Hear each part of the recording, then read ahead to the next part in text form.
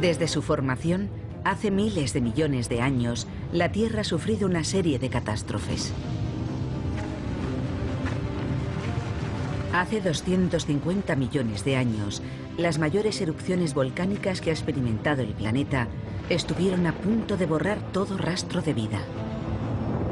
Fue la mayor extinción masiva de la historia.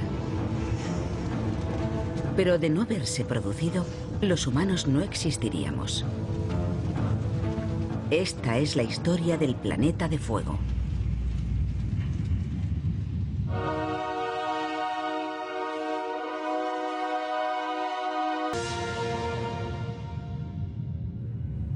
En sus últimos 4.500 millones de años de vida, la Tierra ha sufrido terribles desastres.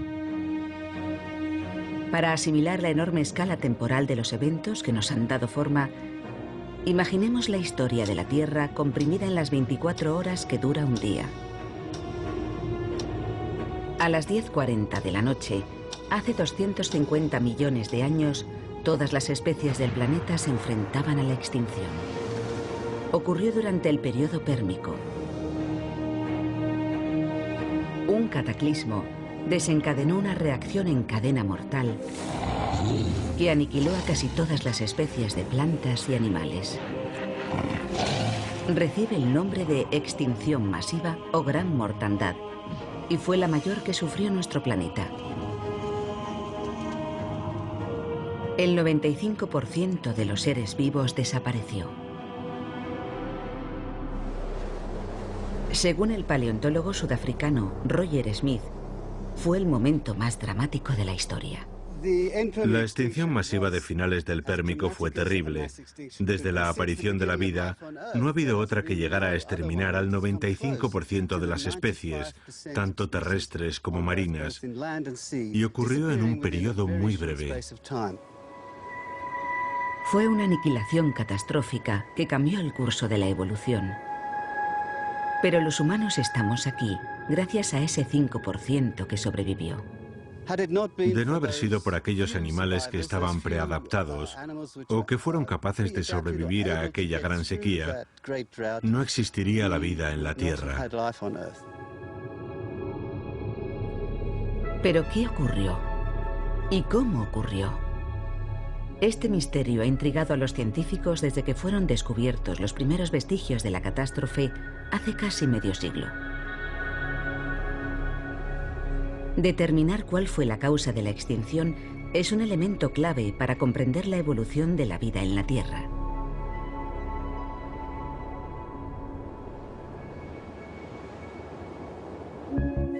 La cuenca del Karoo, en Sudáfrica, estuvo poblada en otro tiempo por multitud de especies anteriores a los dinosaurios. Hace 250 millones de años tenía un aspecto muy diferente. Las lluvias de las montañas alimentaban ríos con el caudal del Mississippi que serpenteaban por las llanuras. Aquí había un ecosistema estable y plenamente desarrollado. Los dictodones eran unos pequeños y abundantes herbívoros que se refugiaban entre la vegetación y vivían en madrigueras.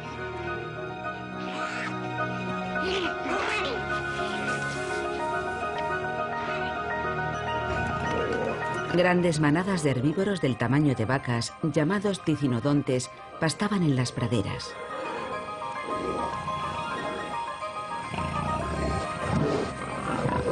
Pero un voraz asesino acechaba las manadas.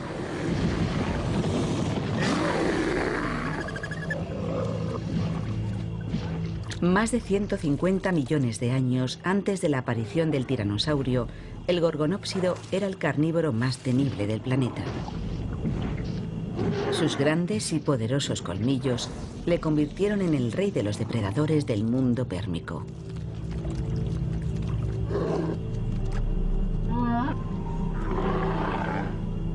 Pero todos estos animales estaban condenados.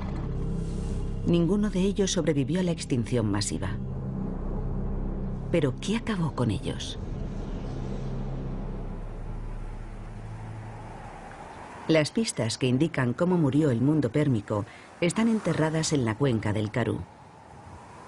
Bajo este desierto, los paleontólogos han desenterrado estratos de rocas sedimentarias de este turbulento periodo. Las rocas sedimentarias estaban divididas en capas. Cada capa representa el momento en que fueron depositadas. Las capas más antiguas están abajo y las más recientes arriba. Estas rocas son como una máquina del tiempo. Nos permiten retroceder en la historia 250 millones de años. Uno de los estratos superiores contiene pistas sobre la posible causa de la extinción pérmica. Estamos sentados en lo alto del periodo pérmico y este intervalo nos muestra algo muy dramático grabado en su registro geológico. Debajo de mí, estas rocas verdosas, grises y azuladas indican que en el entorno había mucha humedad. En estas capas abundan los fósiles. Pero por encima de este estrato, la historia es muy diferente. De repente todo se vuelve rojo, y ese enrojecimiento es una indicación de sequedad y de calentamiento repentino.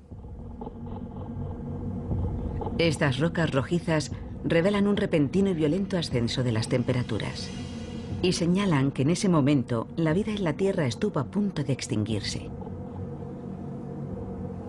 Los fósiles nos indican que a partir de ese punto no queda prácticamente nada. Se convierte en una zona muerta. La vida casi había dejado de existir. Y no solo aquí. La misma zona muerta de piedra roja se encuentra en todo el mundo. Lo que significa que hace 250 millones de años, el cambio climático y la extinción masiva afectaron a todo el globo.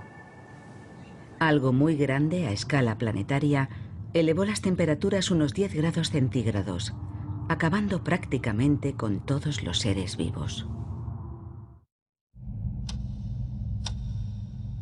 Son las 10:40 de la noche en nuestro reloj de la historia. Hace 250 millones de años, el planeta se hallaba en caída libre climática. La temperatura había ascendido unos 10 grados centígrados. El repentino y dramático calentamiento cambió el curso de la evolución en la Tierra y causó una extinción masiva tan devastadora que, según algunos científicos, tuvo que ser provocada por algo extraordinario, algo extraterrestre. ¿Pudo ser el impacto de un asteroide?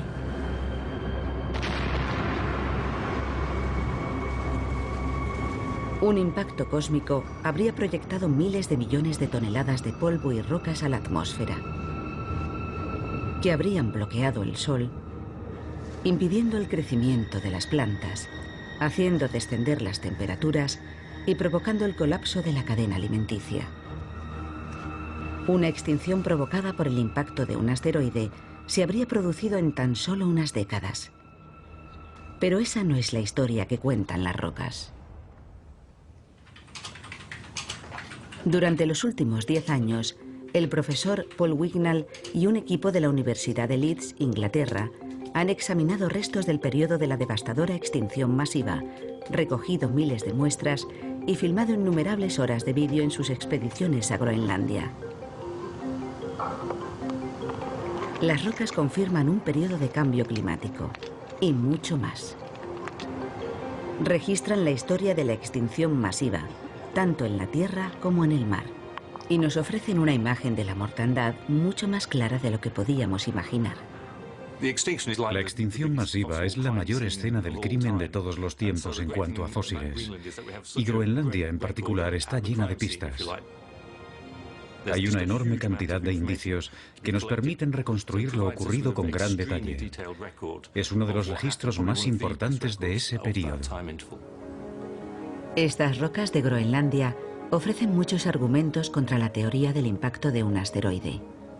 En el caso de un impacto, la extinción habría empezado muy rápido, en cuestión de días o semanas. Todo habría muerto en cuestión de años. Y en el registro fósil debería haber una separación radical, una línea que indicara un cambio brusco. Y no es eso lo que vemos. Las rocas de Wignall indican que la extinción no se completó hasta pasados 100.000 años. Demasiado tiempo para ser el resultado del impacto de un meteorito.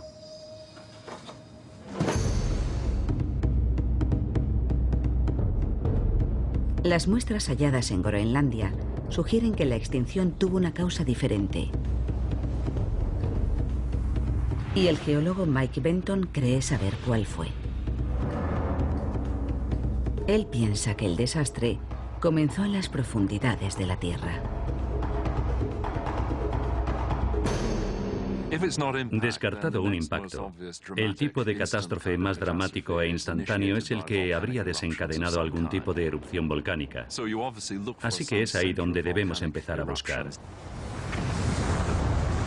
Los volcanes son la mayor fuerza destructiva de la naturaleza.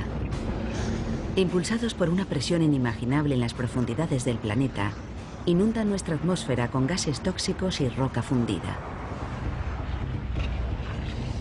En 1975, en Rusia, la erupción del monte Tolbachik fue tan descomunal que la pluma de ceniza y polvo era visible desde el espacio.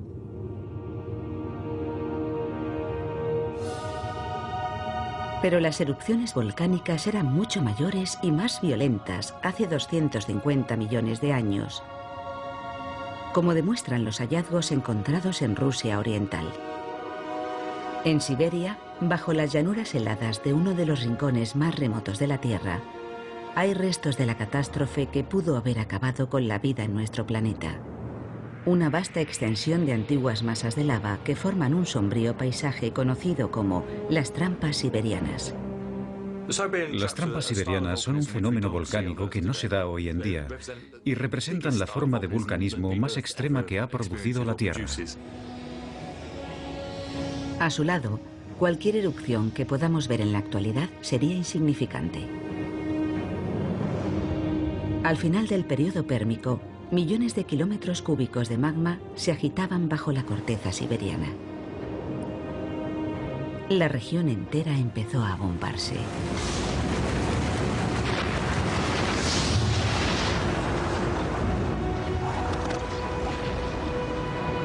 Finalmente, como una enorme ampolla, la corteza reventó, expulsando enormes cantidades de lava y sepultando la región bajo un mar de roca fundida.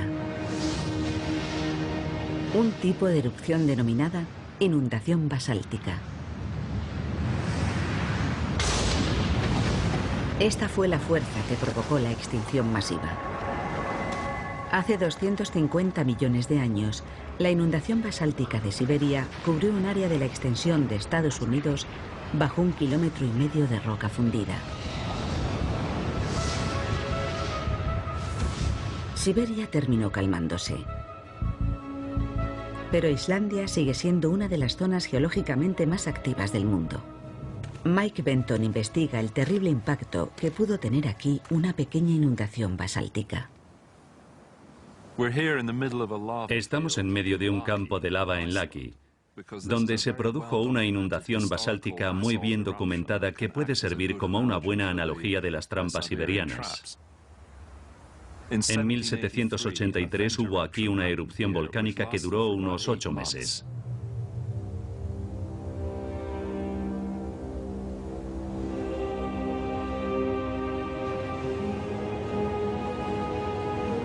Una fisura volcánica de casi 30 kilómetros lanzó chorros de lava a 1.200 metros de altura. Fue algo insignificante comparado con las erupciones siberianas. Pero aún así, fue un desastre. Los volcanes producen lava, que mata localmente, pero también producen ceniza y gas.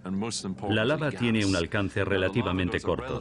Las cenizas llegan más lejos, transportadas por el aire, pero lo que realmente mata son los gases.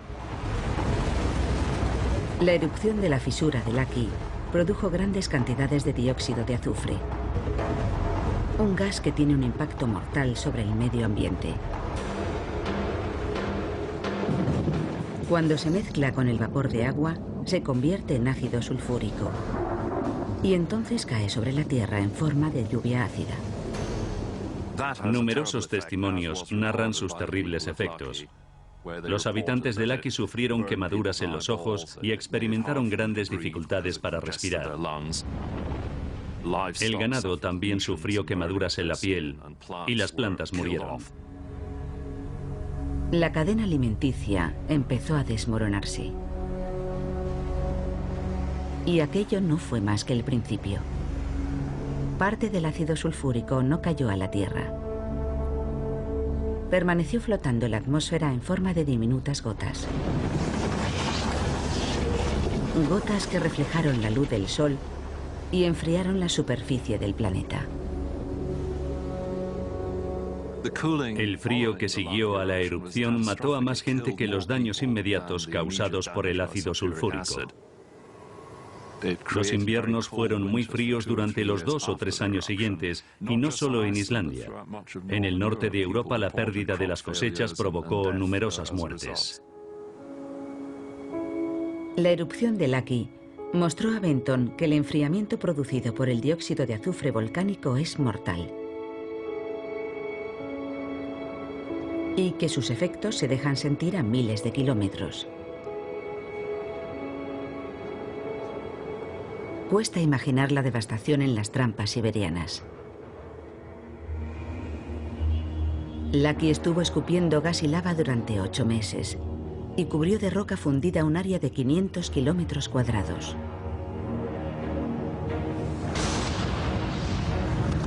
La erupción de las trampas siberianas duró casi medio millón de años y cubrió de lava más de 5 millones de kilómetros cuadrados.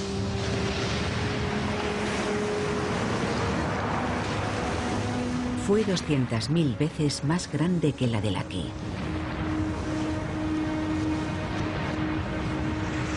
Benton ha conseguido reconstruir la cadena de eventos que convirtieron las erupciones de Siberia en un exterminador global. La secuencia más probable empieza con estas erupciones masivas en Siberia, que cubren de lava miles de kilómetros cuadrados de paisaje y provocan la destrucción y la devastación allá donde llegan. Las erupciones liberaron miles de millones de toneladas de dióxido de azufre, lo que dio lugar a lluvias ácidas e inviernos volcánicos e hizo caer las temperaturas.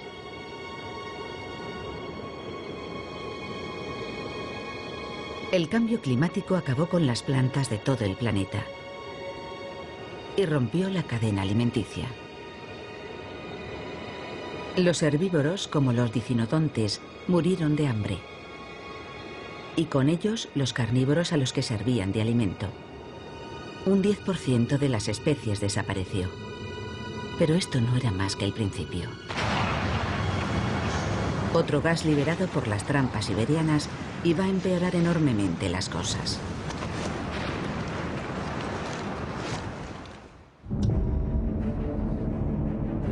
Son las 10:40 de la noche en el reloj de la Tierra. Hace 250 millones de años. Una serie de colosales erupciones han sumido al planeta en el caos. El dióxido de azufre liberado por las trampas siberianas ha diezmado a las especies. En Inglaterra, el paleontólogo Paul Wignall realiza autopsias a las víctimas de la extinción masiva. Los fósiles que ha recogido en Groenlandia atestiguan los efectos de los gases volcánicos. Las plantas fueron las primeras en verse afectadas. El registro fósil refleja un cambio en su composición. Y también empiezan a aparecer esporas con mutaciones muy extrañas.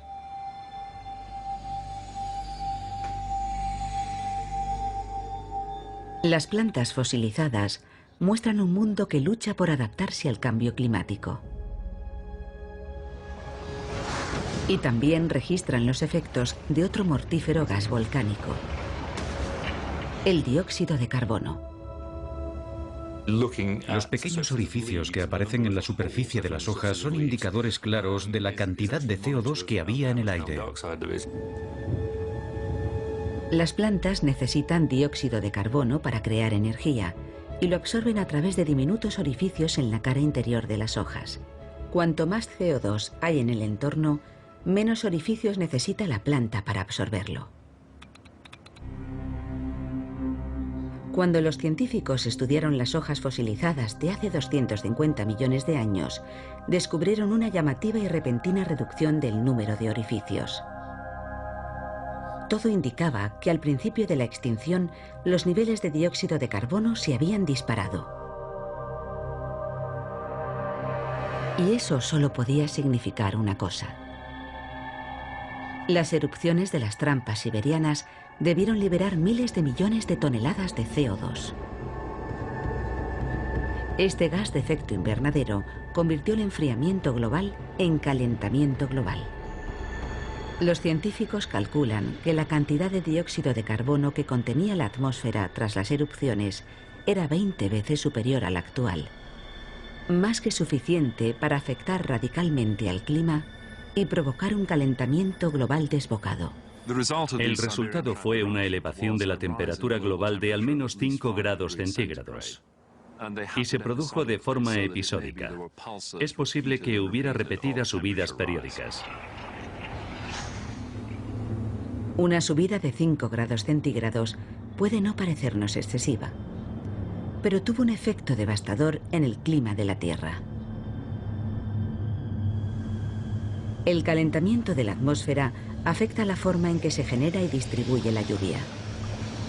Al elevar la temperatura, el CO2 alteró los sistemas climáticos globales.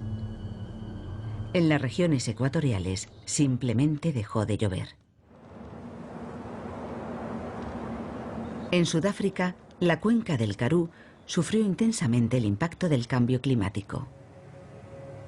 Sus verdes praderas se convirtieron en un desierto abrasador. El paleontólogo Roger Smith intenta descubrir cómo afectó este rápido cambio de paisaje a los habitantes del Karoo. Y ha encontrado a una de las víctimas.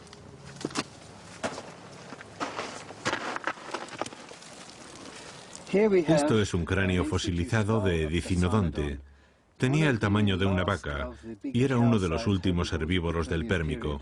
Y estaba a este nivel, justo por debajo de la extinción, así que tal vez representa el último estertor de los herbívoros de aquel periodo. El calentamiento global marcó un punto de inflexión evolutivo en la historia de la Tierra. Animales y plantas sucumbieron a la sequía y al hambre. Un 35% de las especies pereció. Pero los efectos de la erupción apenas habían empezado a dejarse sentir. La subida de las temperaturas desencadenó un efecto dominó y comenzó la siguiente fase de la terrible extinción. Esta vez en los océanos.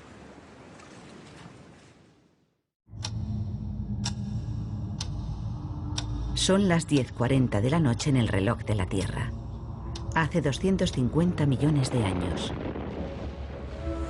Las erupciones volcánicas masivas liberaron primero dióxido de azufre, que enfrió el planeta, y después dióxido de carbono, que lo recalentó. Estos bruscos cambios climáticos acabaron con plantas y animales. La extinción se adueñó de la Tierra. Fue la primera fase del terrible exterminio de prácticamente todas las formas de vida. Pero también un momento crucial en la historia de la evolución. El futuro de la vida pendía de un hilo, pero no en todas partes. Hasta entonces, los océanos habían escapado de la extinción. Los océanos estaban llenos de vida. Había arrecifes de coral y otros muchos tipos de criaturas, como los tiburones, habitaban el lecho marino. Había una enorme diversidad. El agua sería de color azul como en cualquier mar tropical. A cierta distancia tendría el aspecto de un arrecife actual. Pero el cambio climático iba a cambiarlo todo.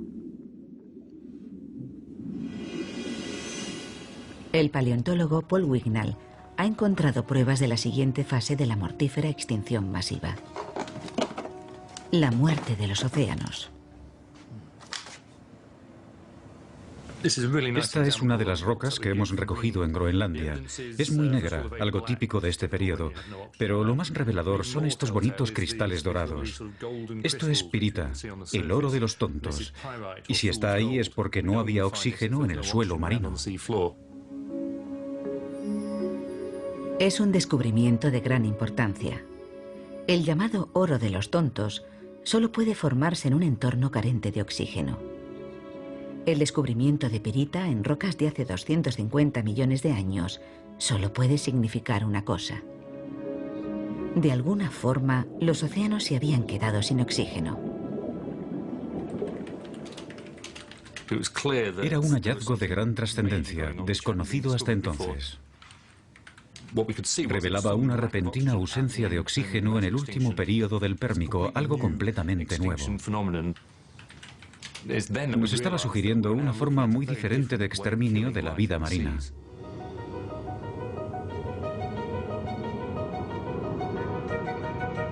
Pero un descenso en los niveles de oxígeno no bastaba para explicar la muerte de tantas especies.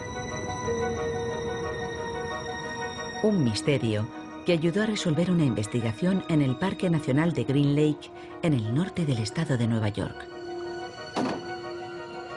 El geólogo marino Lee Camp ha descubierto el proceso que probablemente causó el exterminio de casi toda la vida marina hace 250 millones de años. Green Lake es como un microcosmos de lo que pudieron ser los océanos a finales del Pérmico, cuando se produjo la gran extinción masiva. Es un hábitat único, y lo que lo diferencia de la mayoría de los lagos es que en la superficie es un lago normal, pero en el fondo su agua es venenosa.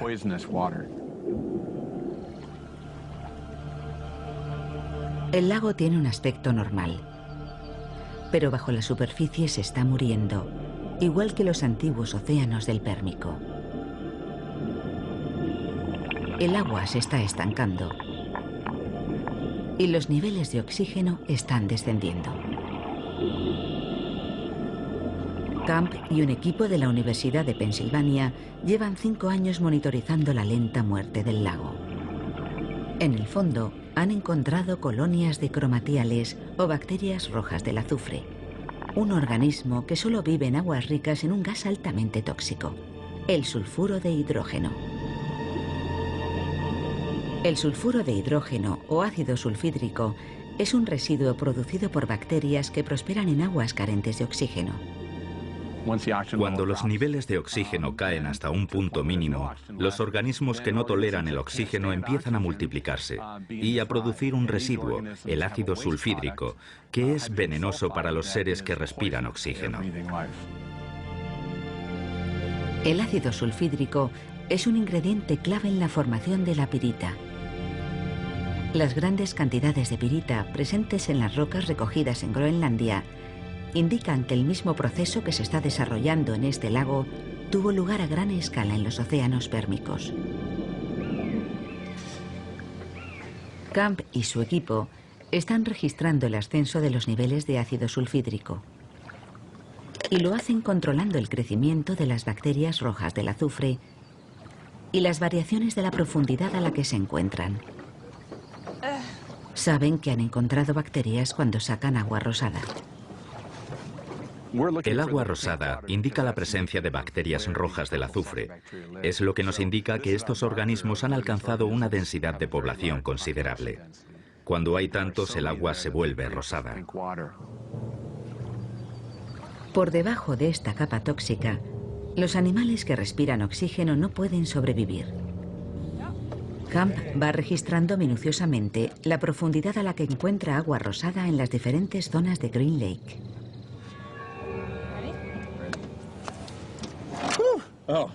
Sí, huele a huevos podridos. Es espantoso. Según descienden los niveles de oxígeno en el lago, aumenta la presencia de ácido sulfídrico y aparece agua rosada cada vez más cerca de la superficie. Eso significa que el veneno está ascendiendo y matando a todos los animales que respiran oxígeno. Green Lake es solo una pequeña extensión de agua, pero imaginemos el mismo fenómeno a escala global. En los océanos pérmicos, vistos desde el espacio, las zonas que hoy aparecen verdes habrían tenido un color rosado por la abundancia de bacterias rojas del azufre. La investigación de Camp nos permite imaginar lo que ocurrió en los océanos del mundo durante la extinción masiva. Las rocas del mismo periodo muestran que fue un fenómeno global. Los océanos y los mares se quedaron sin oxígeno y se llenaron de veneno. Algo muy grande debió provocar la desaparición del oxígeno. ¿Pero qué? En Green Lake, la causa ha sido el estancamiento. El agua ha dejado de circular. Y recientes investigaciones han descubierto que hace 250 millones de años ocurrió lo mismo a escala global. Normalmente, el oxígeno se disuelve en la superficie del agua marina. A continuación, es transportado por las corrientes que circulan entre el ecuador y los polos. En el ecuador, el sol calienta el agua marina. Cuando el agua caliente se mueve hacia los polos, se va enfriando y se hunde, transportando el oxígeno disuelto y permitiendo que los océanos y sus habitantes respiren. Hace 250 millones de años, el proceso era el mismo. Pero entonces se produjo la erupción de las trampas siberianas y la temperatura subió unos 5 grados. Lo más significativo para el mundo y para los océanos fue la forma en que afectó a la circulación de estos. Es como dejar una pecera en la ventana a pleno sol. El agua pierde el oxígeno y termina estancándose. Y eso es precisamente lo que creemos que le ocurrió a los océanos a finales del período pérmico.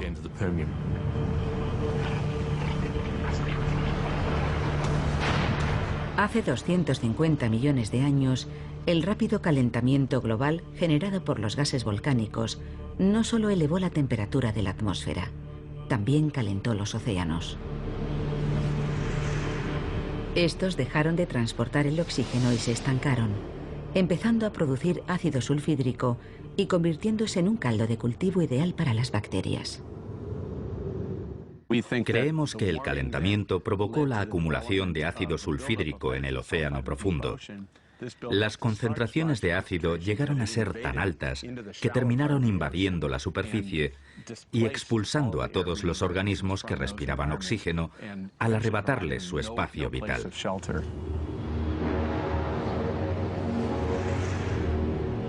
El cambio climático, desencadenado por las trampas siberianas, ya había matado a 1/3 de las especies terrestres. Y al elevar la temperatura de los océanos, provocó la muerte de casi el 100% de la vida marina. Pero la matanza no había terminado. Oculto en el fondo de los océanos, aguardaba otro asesino. El que iba a acabar prácticamente con el resto de los seres vivos del planeta.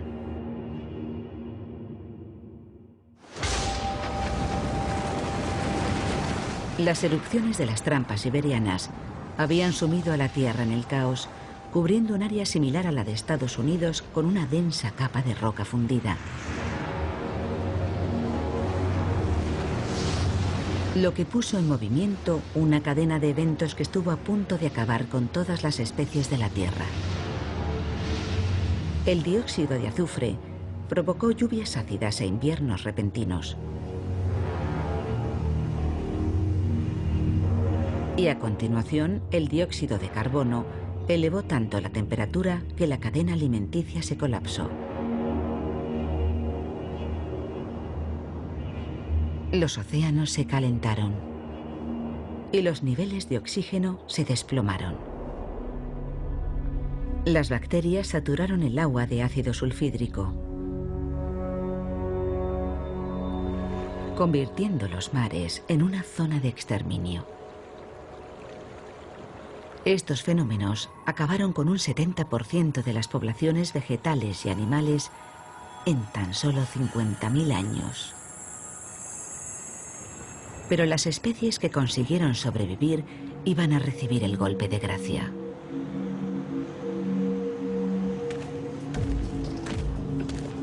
En Islandia, Mike Benton está buscando pistas sobre la causa de esta oleada final de extinciones. Cuesta comprender que un aumento del CO2 y una repentina subida de las temperaturas pudieran causar una catástrofe de tales dimensiones. Un ascenso repentino de 5 grados centígrados no exterminaría la vida de una forma tan catastrófica. Algo más tuvo que contribuir a una extinción a tan gran escala.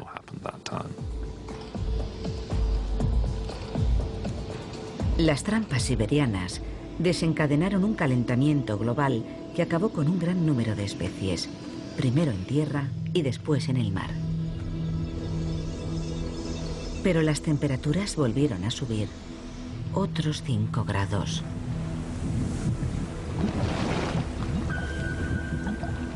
Provocando una segunda oleada catastrófica de extinciones en tierra firme. Los científicos sabían que el CO2 liberado por las trampas siberianas había provocado la primera subida global de las temperaturas, pero el segundo salto seguía siendo un misterio. Debían encontrar algo aún más fuerte, capaz de acelerar el calentamiento global a una escala sin precedentes.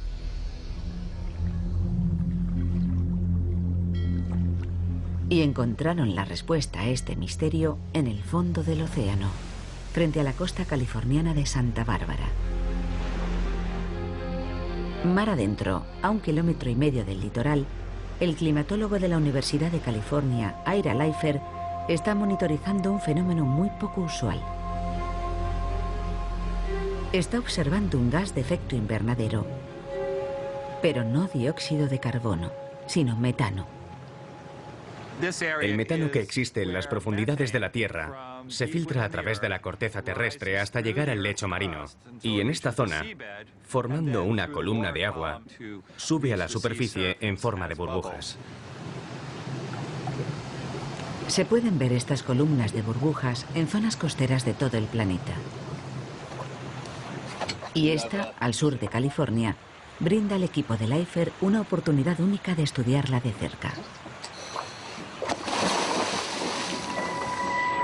Buceando en las frías aguas del Pacífico, sus alumnos recogen muestras de metano recién salidas de una fumarola, que indican que en lo relativo al calentamiento global, el metano es un supergas. El metano es un gas de efecto invernadero muy potente, unas 20 o 25 veces más potente, molécula por molécula, que el CO2. Es decir, que si liberamos en la atmósfera una molécula de cada gas, la de metano tendrá un efecto 20 veces mayor. La cantidad de metano liberada por fumarolas como esta es demasiado pequeña para explicar la subida adicional de 5 grados registrada hacia el final de la extinción masiva. Pero hay otra fuente de este gas que sí podría haberlo hecho. En el océano profundo, la parte más inexplorada y menos conocida de la Tierra, hay enormes cantidades de una sustancia llamada hidrato de metano. El hidrato de metano es un sólido cristalino compuesto por gas metano y agua helada. Se calcula que 30 billones de toneladas yacen congelados en el fondo marino. En estado gaseoso, desencadenaría un desastre global. Leifer piensa que tal vez fue eso lo que ocurrió hace 250 millones de años. Si imagináramos la extinción masiva como algo comparable a un genocidio, a una escala inimaginable, y nos preguntáramos quiénes pudieron ser los responsables, en primer lugar, examinaríamos los indicios y haríamos una lista de posibles culpables. Y en el primer puesto estaría el hidrato de metano, por su gran volumen y su conocida inestabilidad. El metano congelado es ultrasensible al calor. Una pequeña elevación de la temperatura podría desestabilizarlo y provocar la liberación de este poderoso gas de efecto invernadero. Si la atmósfera se calentara, el océano también lo haría. El hidrato de metano liberaría el gas que, al calentar aún más la atmósfera, produciría un nuevo aumento de la temperatura y la liberación de más metano. Sería un ciclo constante de retroalimentación. Hace 250 millones de años, miles de millones de toneladas de gases volcánicos desencadenaron uno de estos ciclos. La temperatura de la Tierra se elevó 5 grados centígrados, suficiente para deshelar el hidrato de metano congelado del fondo de los océanos y liberar en la atmósfera miles de millones de toneladas de este poderoso gas de efecto invernadero.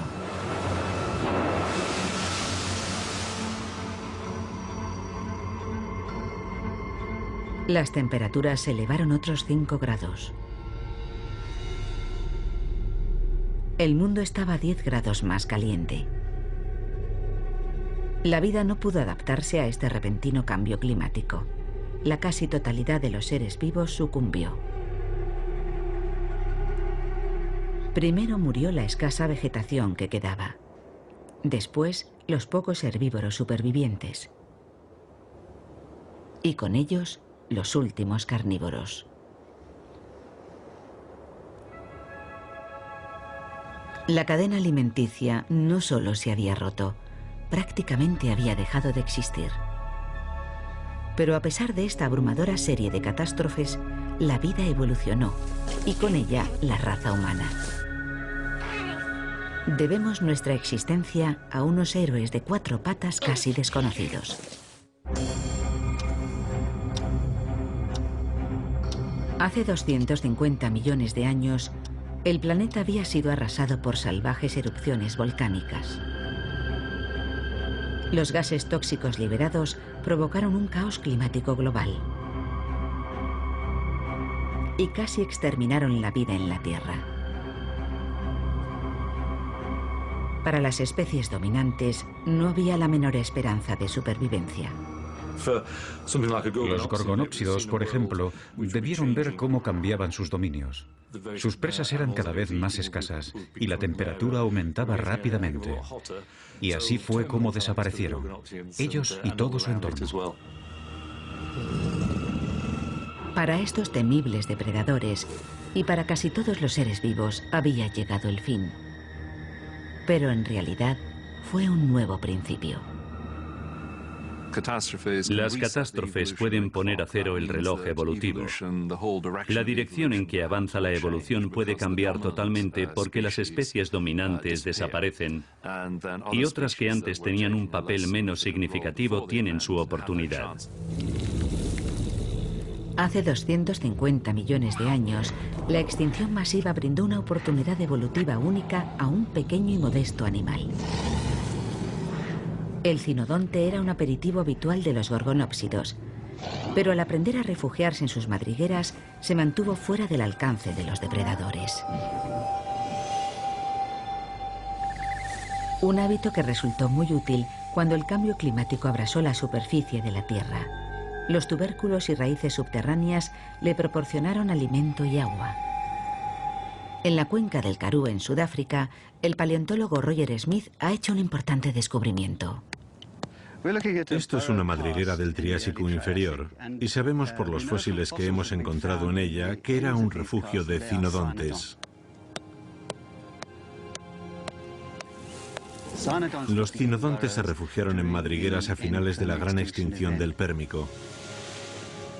Y es muy posible que esa fuera una de las razones que les permitió sobrevivir a la gran sequía de aquella época. Los cinodontes pasaron a convertirse en una de las especies dominantes del Nuevo Mundo. De no haber sido por ellos, nosotros no existiríamos. Uno de sus descendientes acabó convirtiéndose en mamífero, y de no haber sido por ese superviviente de la línea del cinodonte, no habrían evolucionado los mamíferos ni tampoco nosotros. Así que tenemos mucho que agradecerles.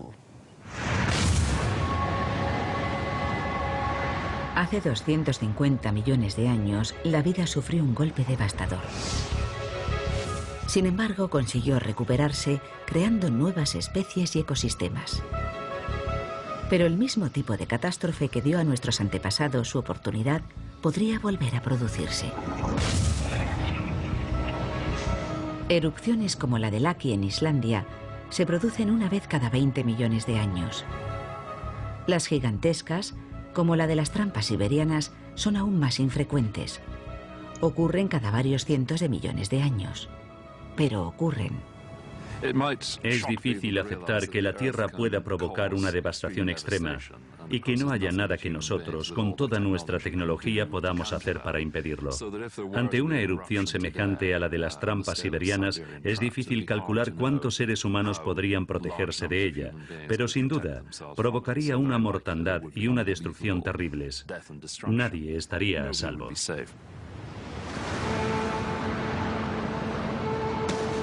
Pero es posible que la mayor amenaza al futuro de la humanidad no sea un fenómeno natural.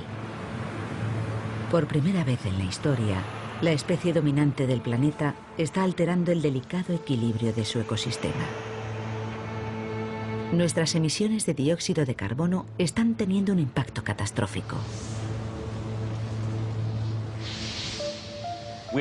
Tenemos el potencial de liberar 2 o 3 billones de toneladas de dióxido de carbono en el próximo par de siglos. Las trampas siberianas liberaron una cantidad similar, pero lo hicieron a lo largo de milenios, quizá en 1 millón de años. Así que estamos hablando de comprimir el evento de las trampas siberianas en la corta historia de la actividad humana en tan solo 1 o 2 siglos. Da miedo pensarlo. Los científicos temen que el calentamiento global descontrolado del pasado pueda volver a ocurrir en el futuro. Más de 30 billones de toneladas de hidrato de metano yacen congelados en el fondo del mar, y la posibilidad de que se deshielen masivamente es hoy tan real como lo fue hace 250 millones de años. Pero esta vez lo habremos provocado nosotros. Desde su formación, hace miles de millones de años, la Tierra ha sufrido una serie de catástrofes. Hace 250 millones de años, las mayores erupciones volcánicas que ha experimentado el planeta estuvieron a punto de borrar todo rastro de vida. Fue la mayor extinción masiva de la historia. Pero de no haberse producido, los humanos no existiríamos. Esta es la historia del planeta de fuego.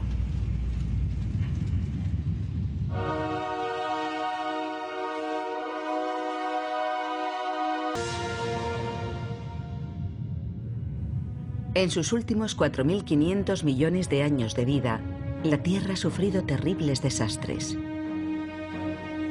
Para asimilar la enorme escala temporal de los eventos que nos han dado forma, imaginemos la historia de la Tierra comprimida en las 24 horas que dura un día. A las 10:40 de la noche, hace 250 millones de años, todas las especies del planeta se enfrentaban a la extinción. Ocurrió durante el periodo pérmico. Un cataclismo desencadenó una reacción en cadena mortal que aniquiló a casi todas las especies de plantas y animales. Recibe el nombre de extinción masiva o gran mortandad, y fue la mayor que sufrió nuestro planeta. El 95% de los seres vivos desapareció. Según el paleontólogo sudafricano Roger Smith, fue el momento más dramático de la historia. La extinción masiva de finales del Pérmico fue terrible. Desde la aparición de la vida, no ha habido otra que llegara a exterminar al 95% de las especies, tanto terrestres como marinas, y ocurrió en un periodo muy breve. Fue una aniquilación catastrófica que cambió el curso de la evolución.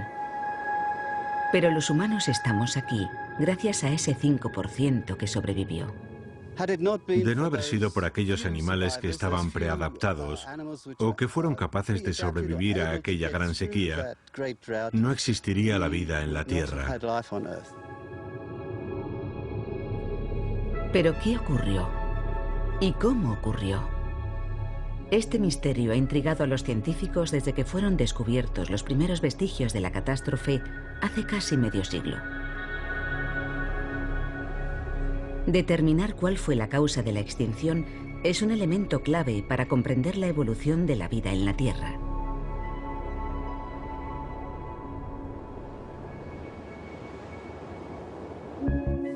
La cuenca del Karoo, en Sudáfrica, estuvo poblada en otro tiempo por multitud de especies anteriores a los dinosaurios.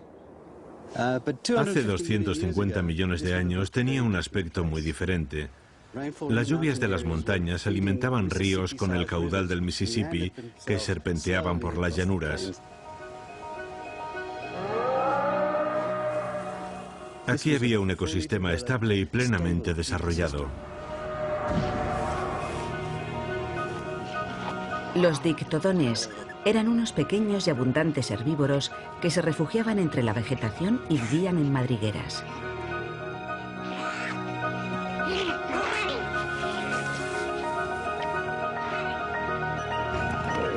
Grandes manadas de herbívoros del tamaño de vacas, llamados dicinodontes, pastaban en las praderas.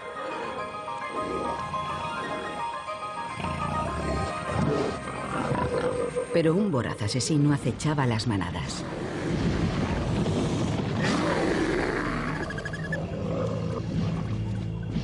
Más de 150 millones de años antes de la aparición del tiranosaurio, el gorgonópsido era el carnívoro más temible del planeta. Sus grandes y poderosos colmillos le convirtieron en el rey de los depredadores del mundo pérmico.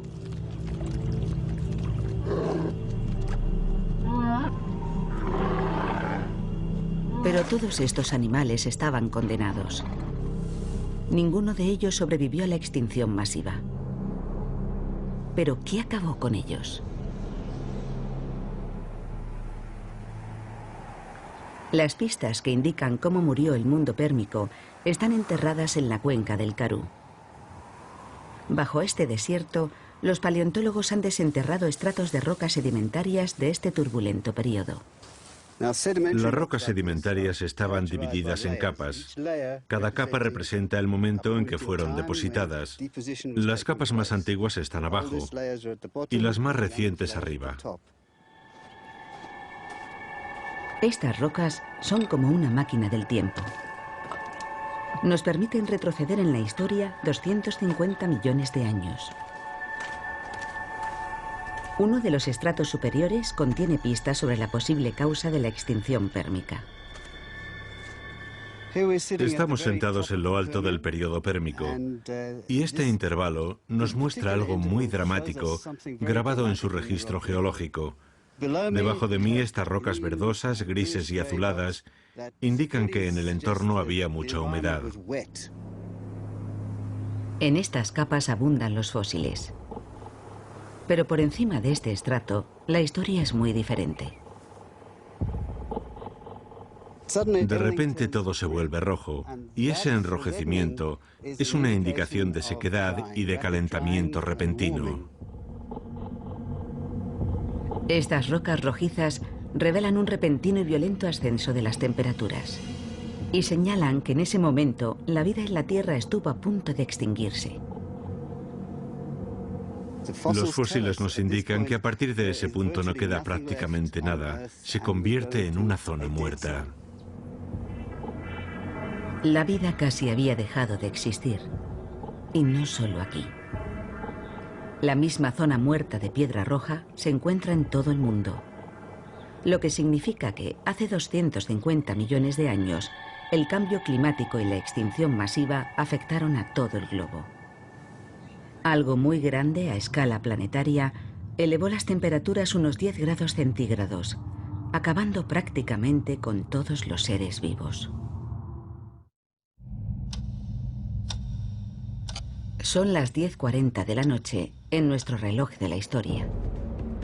Hace 250 millones de años, el planeta se hallaba en caída libre climática. La temperatura había ascendido unos 10 grados centígrados. El repentino y dramático calentamiento cambió el curso de la evolución en la Tierra y causó una extinción masiva tan devastadora que, según algunos científicos, tuvo que ser provocada por algo extraordinario, algo extraterrestre. ¿Pudo ser el impacto de un asteroide?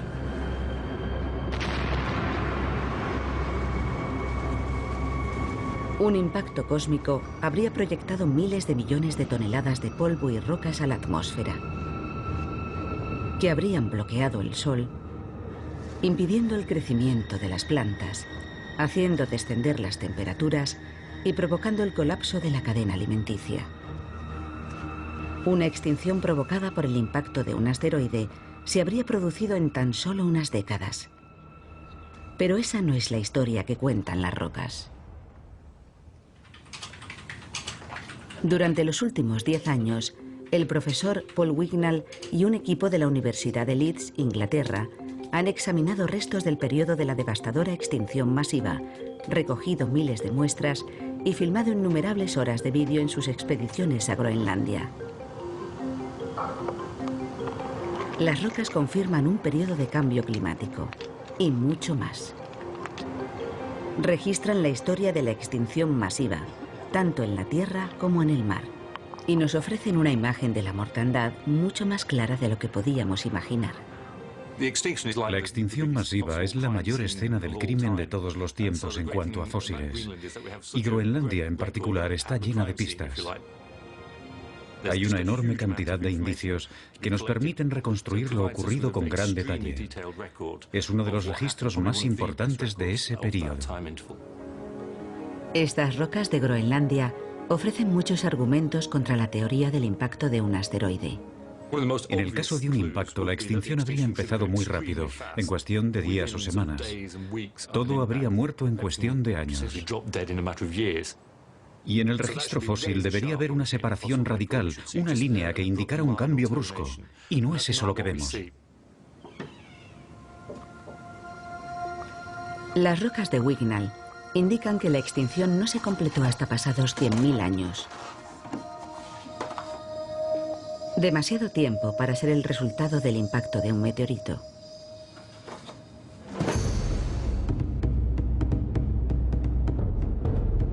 Las muestras halladas en Groenlandia sugieren que la extinción tuvo una causa diferente. Y el geólogo Mike Benton cree saber cuál fue.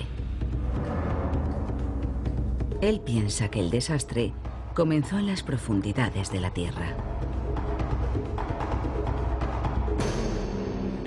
Descartado un impacto, el tipo de catástrofe más dramático e instantáneo es el que habría desencadenado algún tipo de erupción volcánica. Así que es ahí donde debemos empezar a buscar. Los volcanes son la mayor fuerza destructiva de la naturaleza. Impulsados por una presión inimaginable en las profundidades del planeta, inundan nuestra atmósfera con gases tóxicos y roca fundida.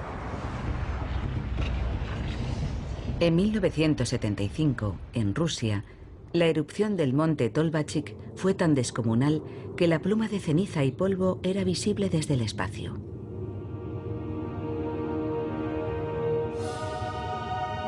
Pero las erupciones volcánicas eran mucho mayores y más violentas hace 250 millones de años, como demuestran los hallazgos encontrados en Rusia oriental. En Siberia, bajo las llanuras heladas de uno de los rincones más remotos de la Tierra, hay restos de la catástrofe que pudo haber acabado con la vida en nuestro planeta. Una vasta extensión de antiguas masas de lava que forman un sombrío paisaje conocido como las trampas siberianas.